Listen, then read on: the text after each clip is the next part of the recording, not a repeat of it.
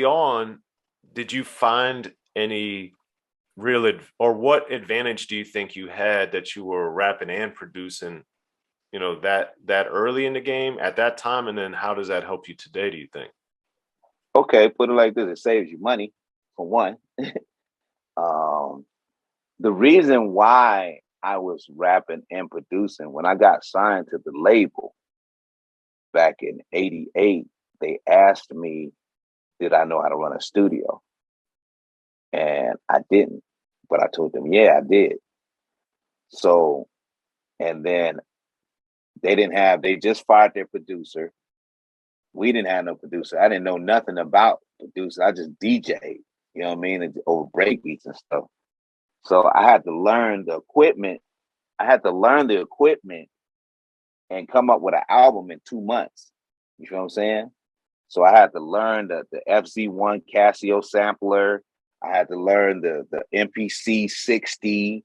I had to learn, I'm in there with manuals, me and my manager, learning how to sample. So basically, my first Rated X album was just basically loops and with little drum prep, hip hop patterns. So when I started learning how to do that, I started liking it. I was like, I like doing this. You know what I mean? And then the way I put the samples together, a lot of people was listening like, oh man, can you make me some stuff like that? And then I got my first, customer buying a beat off me. And it was like $300. And this back in, 88. That's like almost $1,000 back then. You know what I mean? I was like, I like this. So I stuck with the producing. And that's how I got into it. Just, basically I stumbled onto it. But I wasn't producing before I got my deal. I was just rapping. You know what I mean? They Okay. just did the label didn't have, they fired their producer. His name was Vaughn or something like Okay. So then how that. did you get with Tandem Records, and what was that? And because I don't know much about them other than your stuff, really. We performed at a club in Burlingame. We walked in the club and we performed. We were underage, so they said we had to come in and come out. So we came in, we rocked the crowd, we had dancers and all that. And the dude that owned Tandem Records was in that club. And what's funny that the building, the club was here, there was a movie theater here, and then on the side was his record label. So he gave my manager his card. He said, hey, I like these dudes. Come check me out. I'm the CEO of Tandem Records. This is Haim Zion. And so he took us there the next week. And we already had a demo of a few songs, you know what I mean? And he liked it. Came with a contract about that big, signed my life away. You know what I mean? So that's how that worked. That's how I got my first deal. I forgot the name of the club.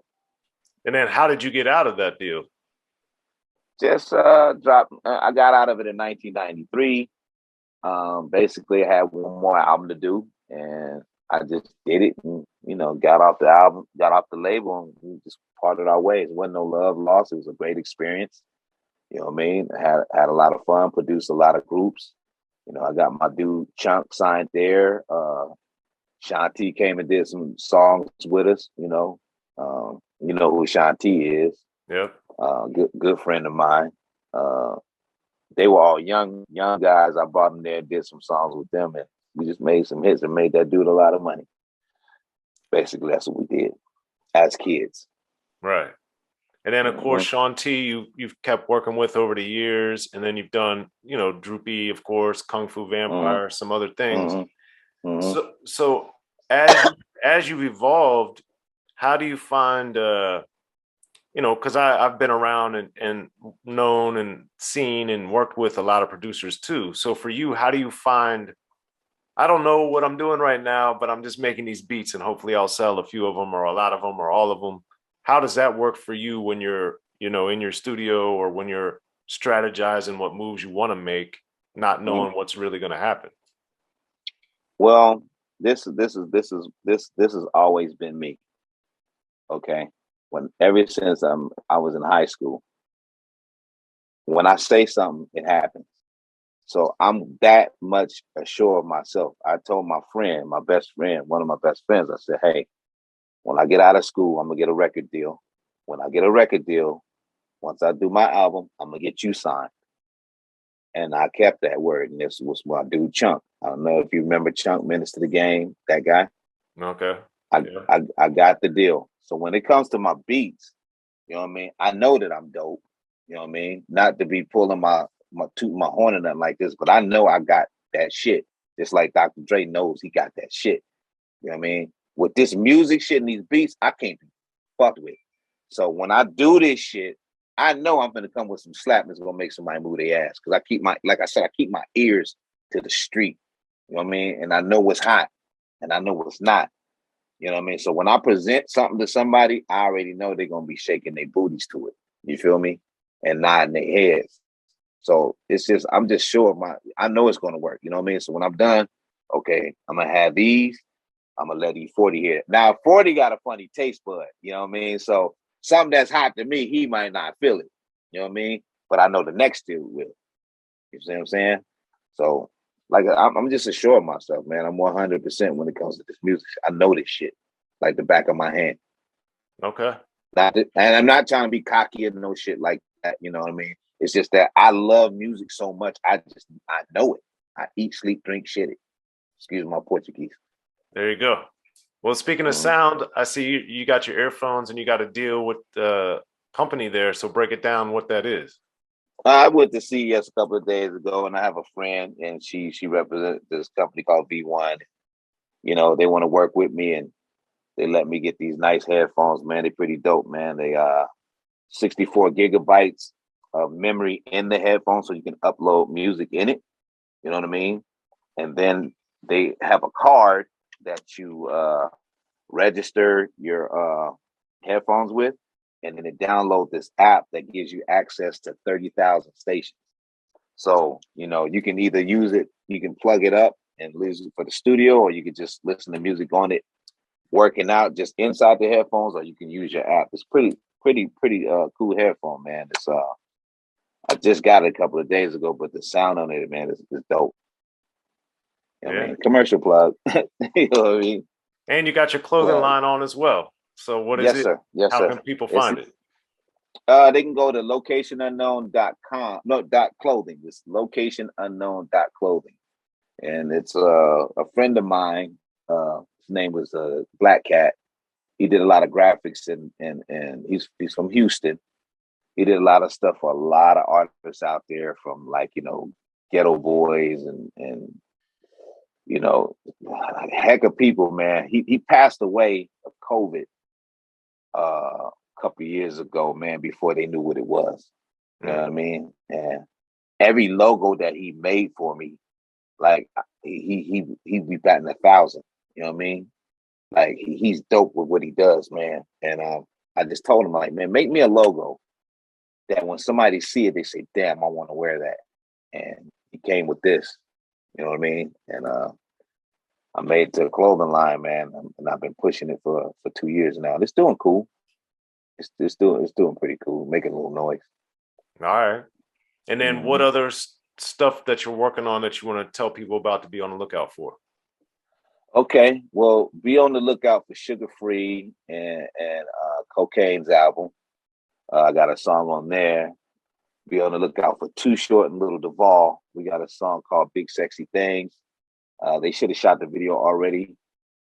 Too Short and Sugar Free. I got another song on that. Snoop's new album that's going to come out probably this month, maybe. Don't quote me on that. I got a song with him on that. Another song is dope as hell. Mount Westmore. They got about 4 volumes coming out, and I know I'm on the first one for sure. That's coming out soon. Corrupt. I got 4 or 5 songs on Corrupt's new album coming out.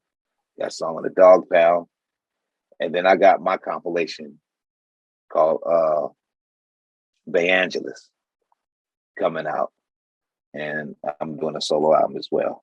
So got a lot of projects coming. Yeah, that's a lot to look forward to. It's going to be a beautiful thing. So congratulations on that. Thank you very much. Yeah. Well, ProHoeZak, man, it's been great speaking with you. Anything else you want to add before we bounce? Nah, man, just, everybody keep positive, let's stop killing each other. Let's stop, getting all that negativity, social distance, you know what I mean?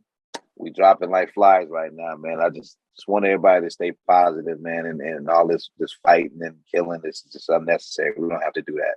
Let's enjoy this music, man, and build our brands. Everybody help each other.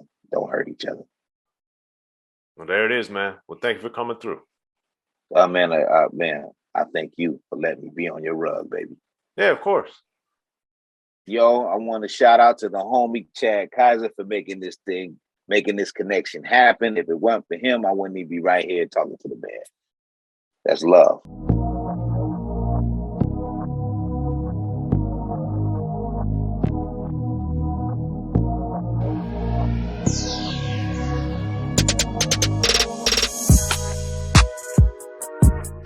Be sure to check out the History of Gangster Rap by Soren Baker. He's official. History of Gangster Rap features exclusive interviews with Ice-T, Snoop Dogg, MC Ren, the D.O.C, and dozens of others. The History of Gangster Rap, a definitive look at how Los Angeles changed rap forever. In Los Angeles, the streets definitely set the tone of the hip-hop music. At 19, I got a $50,000 car. My whole angle always was, I'll be street, but I will always tell you the horrors that go along with this life. There will be penalties and casualties for just wearing the wrong color in somebody's neighborhood. And once gangster rap made it from the streets to the TV, the genre exploded. With Fab 5 on Yo MTV Raps with NWA. Yo MTV, it just catapulted us from being local heroes to national gangbang rappers. The History of Gangster Rap discusses it all from 1980 up till today. It's always gonna be shit happening in the streets.